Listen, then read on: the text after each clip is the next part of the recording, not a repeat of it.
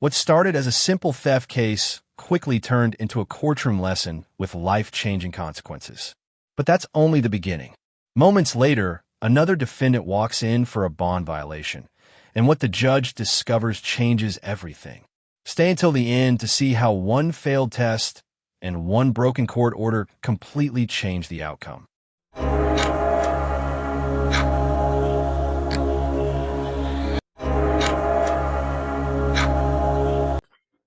Mr. Curry, Your Honor. I believe he's pleading on the newer one, and the older one's being dismissed, if I'm not mistaken, on the cause numbers. That's correct. The newer one you're pleading. Okay. Good morning, Mr. Curry. How are you? Thank you.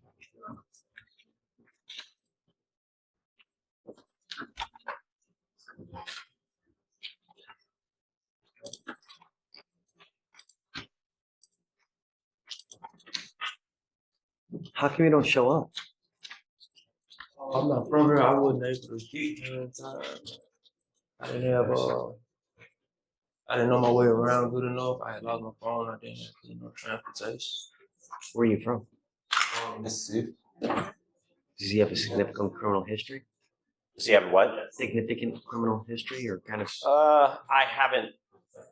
There is out of state. I don't know what you would call significant, Your Honor. I would call it medium.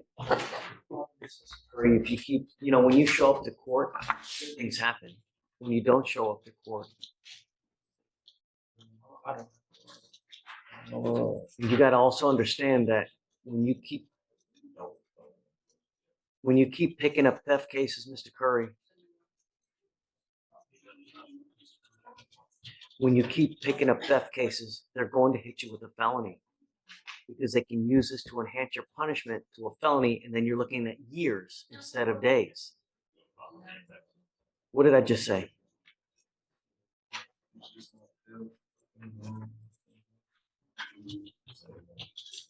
Good.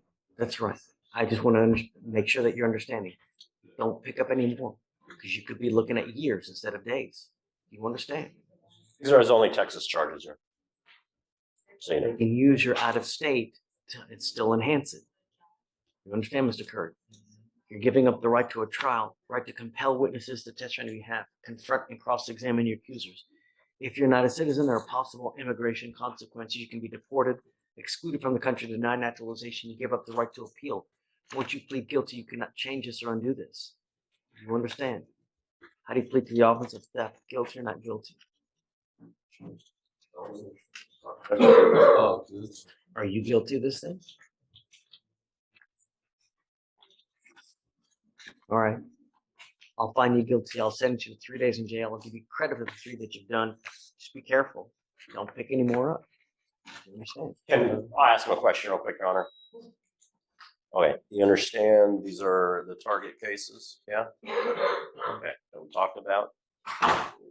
Being guilty to one and they're dismissing the other one as part of the plea bargain. You understand that? Okay.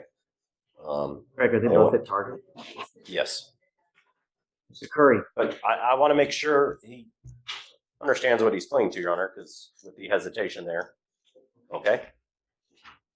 Theft is, taking the property from target, passing all points of sale. Okay.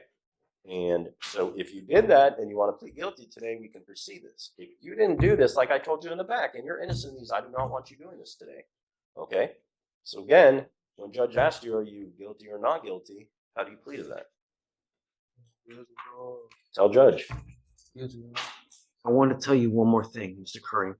When people pick up cases at certain locations, they put your picture on a wall so that every time you come in there, they might be looking.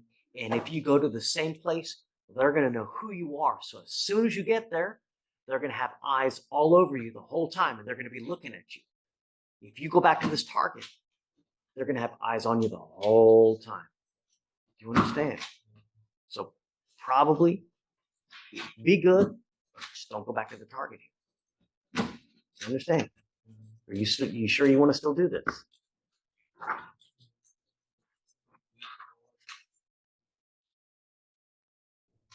Are you guilty of the offense?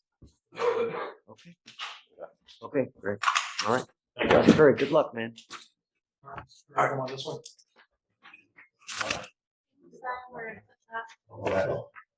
Today. Okay, great. So I guess we'll roll it to Monday then. Yeah. For sure. Judge may approach. Bobby Steyer. He's got a bond violation.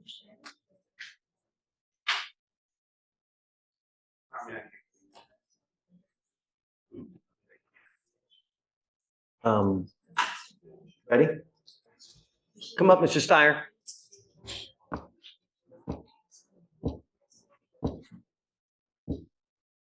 Not sure why he has this device on his phone.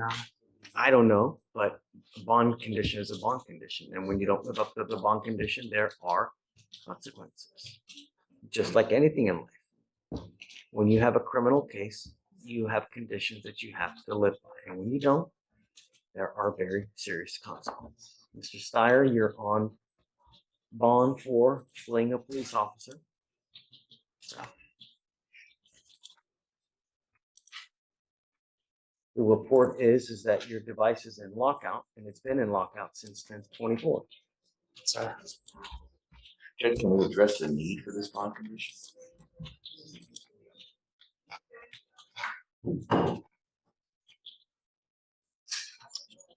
I don't remember the case, so let's do PC real quick, Yes, Judge. and then we'll go from there. So on August 17th, 2024, at approximately 2 a.m., the officers observed a vehicle with a defective tail lamp and tried to initiate a traffic stop. The vehicle had ample opportunities to stop at multiple well-lit parking lots, but drove 0.46 miles of the final stop location. The defendant had red glossy eyes and continuously. I apologize. The defendant had red glossy eyes and the vehicle was running, and the officers also observed a slight odor of an alcoholic beverage from the defendant's body. The defendant had slurred speech and repeated, "I'm just trying to go home. I came from work," but the defendant could not specify his place of work. The defendant denied drinking alcohol, and the officers found an open container of color XO brandy container under the driver's seat and a Taurus pistol under the passenger seat without a holster. So what bond conditions were on there that they're alleged to have violated? You gonna help me out? Sorry? This is Steyer, Yes. please. I have him here. He doesn't have any previous violations, it's just that the device is a lockout. What device? The Interlock. ignition and interlock device. So they put an ignition interlock. I guess the magistrate put an ignition interlock on it. Charged with DWI. Yes, conditions were ordered on August 28th. And I get it, but he's alleged of alcohol in the car. I don't know how. I mean, begs the question: why didn't they charge him? It should have been a DMV judge. We're talking to this officer. It should have been a different charge. I can't say this should have been a different charge. We're supposed to, officers are officers. We're supposed to allow them to do their job, and when their job doesn't rise to what folk think it should be, then all of a sudden they didn't do their job right. We want to talk to the supervisor. Officer didn't charge him, he didn't charge him. So he only got charged with fleeing. I don't understand why he's got this device on Did his they car. do field sobriety tests? They did not, Your Honor. There was no DWI investigation done at the scene. Was there any indication that he was intoxicated? Yes, he had slurred speech, red glossy eyes. And an odor of alcoholic beverage. Yes. Maybe the officer didn't think it rose to the event. At any rate, the officer didn't call it in as a DWI. And whether the state thinks it's shoddy work or not, we don't punish the defendant because the officer did shoddy work. I punish them for having bond conditions and not. I fully understand that, and that's why I wanted to address the need for the bond condition as well as the bond. I understand that the machine's not working or it's in a lockout status, but I'd also like to address why. Why are we having it? Because you didn't put it on there.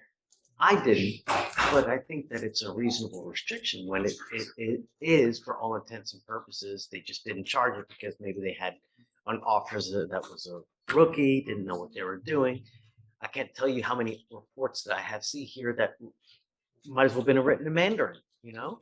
From his perspective, this is. I understand that that. we have to work with, and if they've got a rookie or if they've got a shoddy investigation, that shouldn't be his fault. Then that's their But issue. it is his fault for not complying Absolutely. with the bond condition. That's what happens now, Mr. Steyer. Shall say. What can you possibly say that can help? I don't, like I was saying, I don't understand why it's locked. I called the people about it. I told them they were like, it's a troubleshoot with your device. We'll try to figure it out on our end. But they never gave me no information about what to do. He can remedy that today, Judge. No. I want to figure out now. I'm not going to let him go and then try to figure it after the fact. I'd like to do it now. What do you think? Do you know why it's unlocked? I don't, that's what I'm looking at right now. So, because for all of our other devices, we have things sent to them, but since we have the addition interlock, I don't see anything on the 24th or past that until the email sent to the DVR. Would you mind looking into, please, as to why it's in lockout? It might take a little bit. I understand. Have you take a seat in the jury box while we figure this out, and then maybe 5-10 minutes, we'll come back and we'll I see. understand. And then From the defense perspective, we should still address the need of this. I mean, the officer is part of the state. He's part of the state's witnesses. They didn't make the allegation. They didn't file the charges. I'm still contesting outside of the fact that the machine doesn't work. And mind you, he didn't make the machine. He doesn't calibrate the machine. If the machine doesn't work, that could be no fault of his own, and we can correct that today.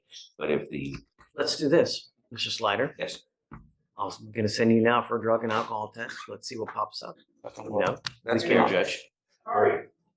see how he's been behaving while he's on bond. My dad just comes back with nothing on it. It will leave me. Yes. The question is if this drug test is free and clear of any alcohol and drugs. Let's cross that bridge when we get there. We'll do, Send Judge. you for a test now, and we'll go from there. If you're clean, it'll go a long way for you. If you're dirty, cross that bridge when we get there. Sir. My only concern, Mr. Steyer, is public safety. Nothing else matters in my life. And if you're gonna play adult games, or if you play stupid games, you win stupid prizes, or you get adult consequences, right? When you act like a child, we treat you like a child. If you do great things, then we congratulate you and reward you, right? Sir. Okay, just take a seat in the room, Jerry. We'll be Thanks, back. All right, Mr. Slider. So, What do you think? Did the judge make the right decisions in both cases? Or was one of the defendants treated too harshly? Share your thoughts in the comments. We read them all. If you enjoy real courtroom moments, judge reactions, and true legal cases with powerful lessons, make sure to subscribe and turn on notifications so you never miss our next courtroom story. Thanks for watching, and we'll see you in the next video.